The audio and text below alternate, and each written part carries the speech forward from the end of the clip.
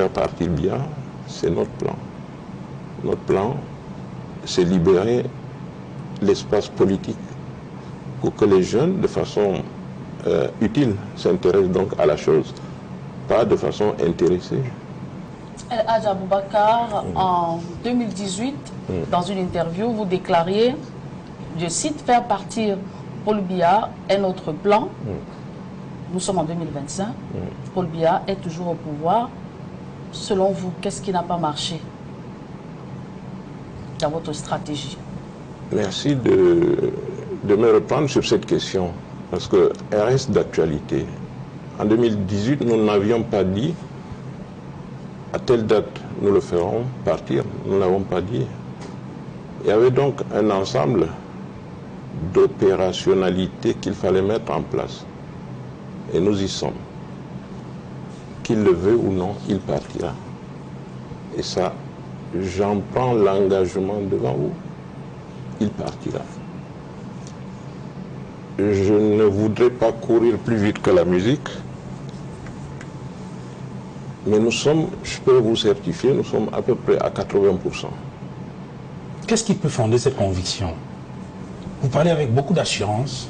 Je parle de ce que je sais. Je parle de ce que je sais. Je parle parce que quand vous êtes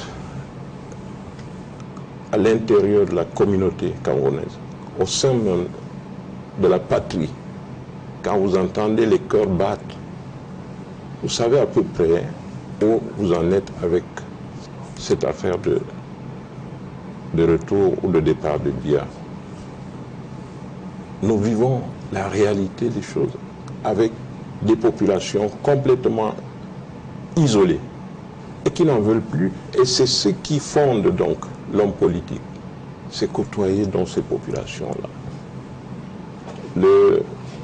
La mesure, si vous voulez, le thermomètre, il est XXL. Je me rappelle, le cardinal Toumi, une fois, était très étonné, il disait ça publiquement, qu'il ne comprend pas comment le Cameroun tient encore debout avec tout ce qu'il voit. Puis à son âme, il est parti. Mais je crois que nous allons vivre dans le départ de Biya. Oui, mais la situation que vous décrivez, elle n'est pas nouvelle. La situation des frustrations, les guerres fratricides dont parlent certains, ça dépend de où la vous mettez le pauvreté curseur. Et tout ce que vous imaginez, ça ne date pas d'aujourd'hui. Qu'est-ce qui change aujourd'hui? Qu'est-ce qui, de votre point de vue, peut permettre qu'aujourd'hui, effectivement, on pense que c'est bon? D'accord. Vous êtes un analyste politique, hein. Je ne vous apprends rien. La mesure se prend déjà par le côté, l'horloge biologique. Le président Biya a 93 ans. Vous voyez cette fatigue naturelle qui le déconnecte des leviers du pouvoir, qui sont automatiquement manipulés par d'autres individus qui n'ont aucun mandat. Et ceci crée donc un trouble de la gérance même des institutions qui fait que la déconfiture, comme on dit, l'œuf pourri toujours de l'intérieur. L'œuf pourri de l'intérieur. Nous en sommes là et vous n'êtes pas obligé d'être un savant pour comprendre que cette affaire est arrivée à terme. Déjà l'âge, puis les conséquences du fait qu'il n'est pas très présent, qu'il est même plutôt absent, et la fatigue politique. Le RDPC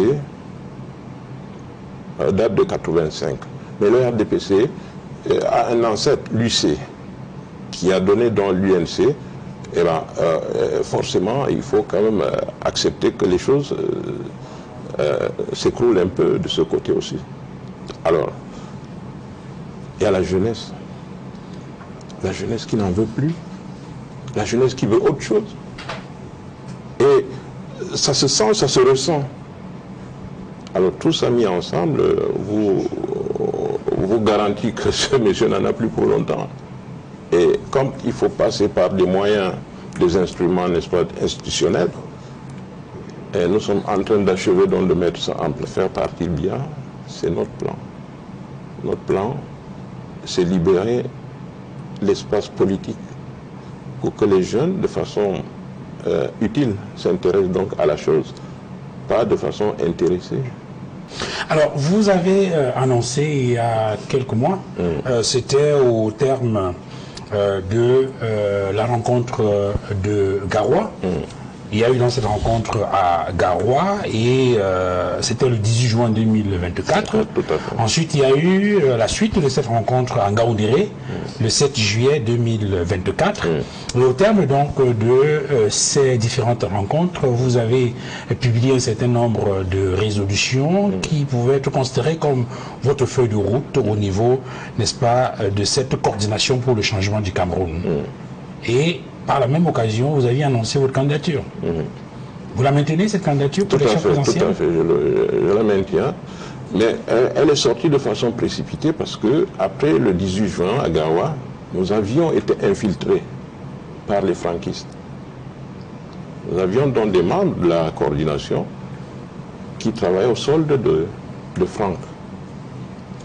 Et quand nous l'avons su, il a fallu donc court-circuiter donc cela. Et évidemment, ça a explosé l'appareil. Ils sont partis. Et on a essayé de retisser, ça n'a pas marché. Donc là maintenant, on a rebondi avec la CGT. Je lui donnerai d'ailleurs un conseil, le président Biya. Je lui donnerai ce conseil.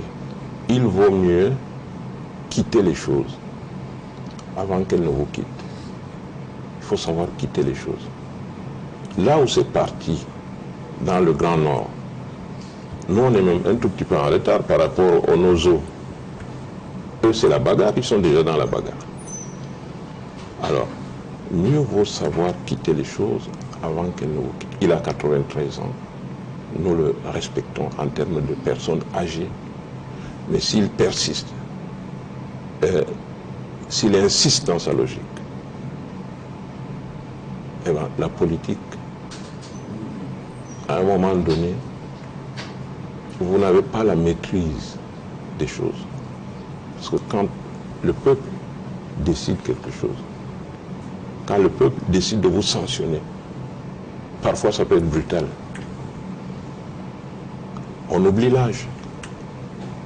Alors, nous sommes, comme on dit, des Africains bien élevés, bien éduqués. Nous l'avons respecté durant tout ce... malgré tout ce qu'il y a eu. Mais qu'il ne continue pas dans ce sens parce qu'il risque de payer très cher. C'est ce que je peux dire. Pour dire quoi concrètement? Parce que quand vous dites qu'il risque de payer cher et vous donnez un conseil... Il risque de payer cher parce que j'ai pris en amont, j'ai pris la zone du Nozo. Vous voyez la poussière qu'il y a là-bas. Et au nord, l'actualité brûlante est là. Ces coactionnaires du régime, si on peut le dire ainsi, le ministre d'État Bello, le ministre Chiroma, qui étaient ses proches collaborateurs, en termes politiques bien sûr, ont décidé de le lâcher parce qu'il y a plusieurs éléments dont sûrement ils ont parlé, mais qu'il n'a pas pu honorer. Et ça, nous leur avons dit depuis fort longtemps. En temps, les déceptions sont légion. Les désaveux sont légion. Les injustices, ça ne se compte pas ces choses-là. Donc, il vaut mieux partir. À vous entendre parler, on a l'impression... Il vaut mieux que le président Biya s'en aille. Parce que le Nord, vous dites qu'on ne nous voit pas, on ne nous entend pas. Oui, ce n'est pas la seule façon de faire le bruit. Je me rappelle toujours du ministre Gargaman Ali, un jour, il disait, c'est pas parce qu'on ne pleure pas qu'on n'a pas mal. Oui. Donc, les grandes douleurs sont muettes. Je sais de quoi je parle parce que je suis du terroir. Je vais, je viens, mais je suis plus là-bas au nord. Il persiste.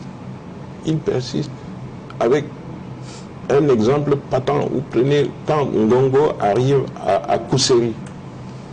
dans l'orgueil de l'homme que vous connaissez, il s'est fait humilier publiquement. Publiquement, et c'est les gars de son parti.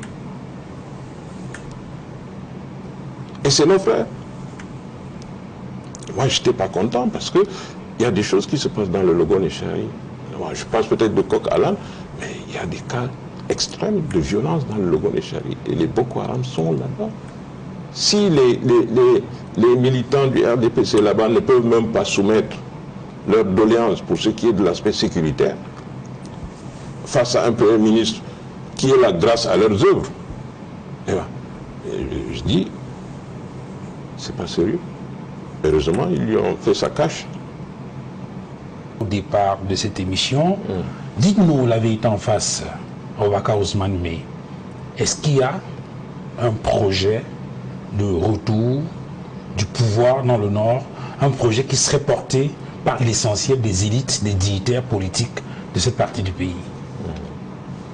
Alors, l'indication que vous avez donnée sur la vétusté, n'est-ce pas, elle n'est pas feinte, vous la constaterez vous-même. Il y a une couche du personnel politique d'un certain âge qui est en train de disparaître. Amadou Ali est parti, Dakole est parti, Moustapha on ne le sent plus, parce qu'il est coincé au palais. Voilà, Bello est en train de montrer ses limites, parce que bon, aller à gauche, à droite, pour quelqu'un comme lui, c'est pas crédible. Voilà, Issa, donc il y a une nouvelle génération politique qu'il faut conforter. Il y a une nouvelle génération. Vous avez, souvent d'ailleurs sur votre plateau, le jeune Cissé Bamanga, voilà des jeunes du Nord qui veulent porter le projet. Des jeunes du Nord qui ont à dire et qui sont connectés aux réalités, mais que personne ne veut laisser passer. Et vous avez en face des gens qui, en réalité, n'ont plus rien à donner, mais qui sont là, qui refusent de partir. Parce qu'ils disent qui est plus vieux que qui. Alors, le président Biya a 93 ans, 43 ans au pouvoir, en termes de présidence, avec ouais, Premier ministre et tout ça. Et les jeunes, on en a assez. Je vous ai dit, il y en a assez. Bon, alors, comment on fait? C'est ça donc la réalité du problème. On ne peut pas les exposer pour le moment parce qu'ils doivent vivre, ils doivent manger. Et on est obligé d'éviter le scénario de 92 où le président Bello est arrivé, tout le monde est sorti, on dit ok, nous c'est Bello, l'UNDP, et puis après tout le monde s'est cassé la figure. Les gens sont tombés en faillite, il y a eu des gens qu'on a arrêtés, alors qu'on n'a pas réglé nos problèmes. On n'a pas réglé le problème du 6 avril. Les corps n'ont jamais été remis. Les gars qu'on a tués en Fou, en Balmayo, les corps n'ont pas été remis. On a le cas de Guérandi qui est encore, comment dire ça? On n'a pas encore discuté où il est. Et vous voulez qu'on expose encore ces jeunes-là? Donc, nous avons la conscience assez chargée et nous essayons d'éviter au maximum les clashs. C'est pour ça que je vous dis, vous avez par exemple le MFC qui a décidé d'aller au four et ça fait les casques que vous voyez. Nous, avec les difficultés que nous avons, avec le pays, l'arrière-pays qui est complètement abandonné, s'ils peuvent avoir 50 francs pour envoyer aux vieilles mamans là-bas pour manger, on les couvre d'abord. Mais il y aura un appel pour leur dire c'est bon, l'heure est venue.